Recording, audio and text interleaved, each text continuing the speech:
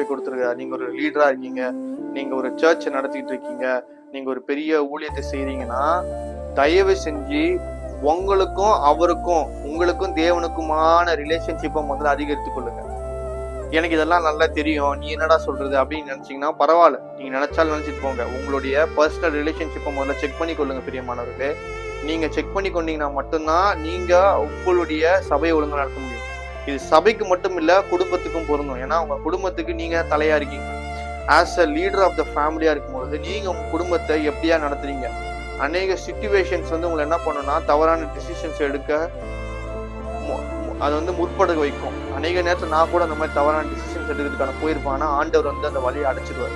நீங்க என்ன பண்ண, தேவனுடைய சமூகத்துல ஒரு விஷயத்தை தான் ஒப்பு கொடுக்கணும். ஆண்டவரே, நான் எதை ஜபம் பண்ணாலும் தயவு செஞ்சு செய்யாதீங்க, உங்களுடைய சித்தத்துக்கு என்ன இருக்கோ அதை மட்டும் செய்யுங்க. மற்ற எல்லா கதையும் அடைச்சிருக்கு, உங்களுடைய சித்தம் இருக்கும் அந்த கதவை மட்டும் திறங்க.